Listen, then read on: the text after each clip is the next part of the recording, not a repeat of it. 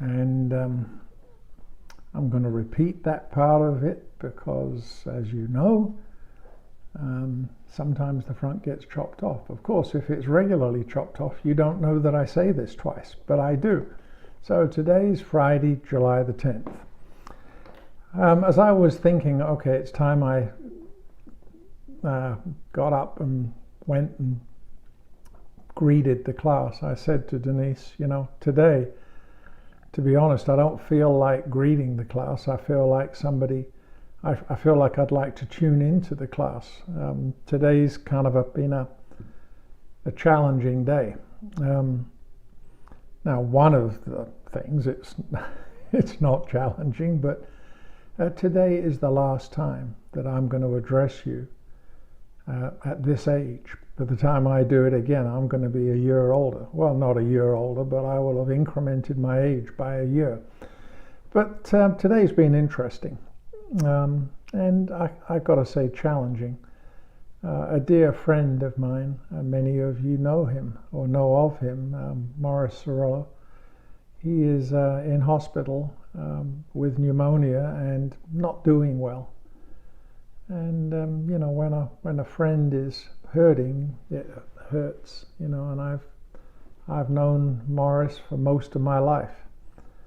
And then another dear friend that I can't talk about specifically, but he's dealing with COVID, and we're just praying and believing that for him it will be insignificant. And then last night we heard about another friend who's just going through some tough health situations. And if you're not careful, you start to get down and you start to ask the question, why? But then I started to think of a different thought. The question is not why, but why not? As Christians, we are on the same journey or on the same airplane as much of the rest of the world. But we have some advantages that they don't have. And it's kind of analogous to me that we're literally traveling first class. And so some of you may go, well, what's that all about? Well, before I get there, I'll tell you the story of the plane that was on its way to London when a blonde who was sitting in economy got up and moved to the open seat in the first class section. And the flight attendant saw her do it and politely informed her that she had to sit in economy because that was the ticket she paid for. But the blonde says, look, I'm blonde, I'm beautiful, I'm going to London, and I'm going to stay right here. So after repeated attempts with different members of the flight attendants trying to get her to convince her to move back, eventually the chief flight attendant called up to the cockpit, and so the co-pilot came back. And he explained very sensibly why she needed to move. And if she didn't move, then he was afraid that when they landed, she would have to be arrested. They would let the gate agent know that this lady had been refusing to stick by the rules. But the lady just said, I'm blonde, I'm beautiful, I'm going to London, and I'm staying right here. So the co-pilot returned back into the cockpit and explained the situation to the pilot. And the pilot said, she's a blonde. He said, I'll handle this. So he went back to the woman and sat down in the seat next to her and whispered in her ear. And she looked at him and she says, oh, I am so sorry. And then she quickly got up and walked back to her seat in the economy section. So the flight attendants and the co-pilot were amazed and asked the pilot how he got her to go back to economy without any fuss. And he just said, well, I told her first class wasn't going to London. So I thought, that's a funny story. So my question is, how many of you have ever flown first class? I used to. I've been across the Atlantic, I don't know, 100, 200 times, I don't know, I've lost count. But I always used to go in coach. And then when you get to fly a lot, the airline give you miles and upgrades and all of the rest of it. And At some point there, I started to move up to first class, and that was pretty slick. Well, guess what? We as Christians, we're on the same plane that everybody else is going to, but we're sitting in first class. And you say, well, what does that mean? Well, number one, we're related to the pilot.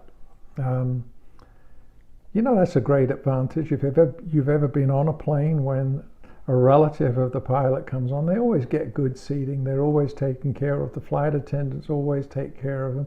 And guess what? That's us. We're sitting in first class. Number two, we are, not only do we know the pilot, but we know where we're going. That blonde didn't know where she was going, or at least she thought she did, but we know where we're going. There's plenty of other people on this journey, on this plane ride, and they are approaching maybe the end of life or whatever, and guess what? They have uncertainty. They don't know what's going to happen. Whereas we got priority boarding, and we get off the plane first.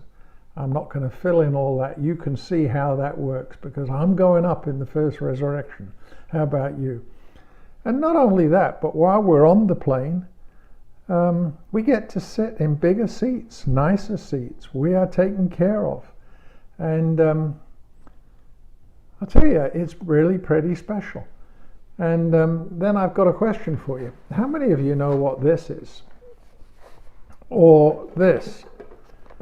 This is, these are the kits that they give you when you get on in first class. Now, not if you're traveling domestically, but if you're traveling internationally, look, here we've got up here, we've got some socks and a mask and a pen and a mint and some tissues and all of this good stuff. So how many of you know that when we got upgraded to first class, we were given a kit of goodies? Now, some of you go, well, I must have missed out on that. I didn't see it. Well, guess what? You have a kit of goodies. What's in your kit? Blessed assurance, peace. You're not worried all the time. You know that this plane's going to land, and you know the pilot. You know what's going on. You know when we land what's going to happen. You're going to be greeted like the king and the priest that you are. But you know what? I noticed something over the years. As you will gather, this little kit was actually given for a flight on Continental Airlines. I don't remember when last I flew on Continental Airlines. But here's the deal. When I first started getting upgraded, every time I got on a flight, and it was a first class flight, and they gave me one of those little kits, whether I needed it or not, I put it in my briefcase when I left. And so we have a cupboard in our house here, and I probably got 20 of these things. And I've thrown not hundreds, but I've thrown a lot away. I've given lots to family members who were going on some flight or another. But here's the sad thing. It's sad when you think of it, and that is that somewhere in there I got so used to traveling first class that I didn't even notice the kit anymore. And you understand the analogy that I'm painting here? If we're not careful, we forget when we have a tough day and we go through the kinds of things that happen to me and are happening right now to the people I've talked to you about. If you're not careful, we just forget that we're sitting in first class. And I forget that when I boarded this plane and I got upgraded, I was given a kit of things that are priceless. They're going to be with me for eternity. Sometimes we think that we're just like the guy sitting across the aisle or the guy sitting back there. But guess what? What are we here right now? We are strangers and pilgrims. We're not staying here. We're on our way somewhere else on the journey as we're being upgraded. And so my wife said, you need to listen to yourself teach. Excuse me. Well, I couldn't listen to myself. But I want you to know that you and I, we're the people of God. And we're sitting in first class because of one reason, and that is because of our relationship with the pilot. We're not just passengers. God has moved us up into first class. And why? Because we were such nice people? No, just because of the relationship that we have with our Lord and Savior. He paid the price. He paid the ticket. And if we're not careful, we just get complacent.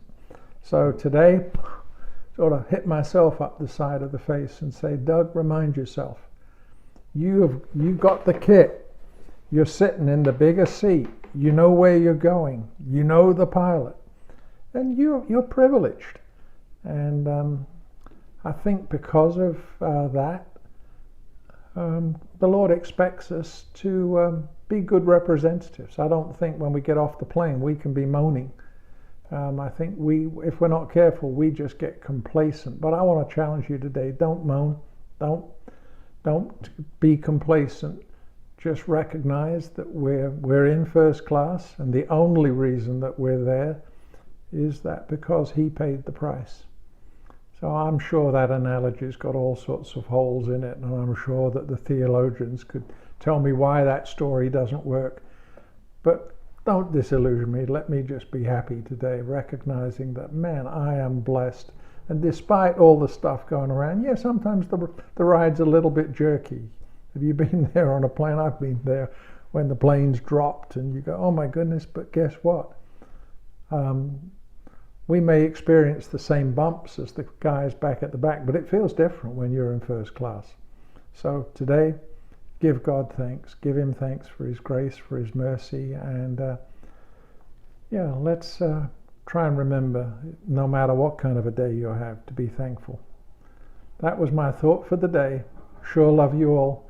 And I won't talk to you tomorrow because tomorrow is Saturday, but I will be back on Monday. And I pray that you have a great weekend and be sure to watch us on Sunday. All right. Sure love you all.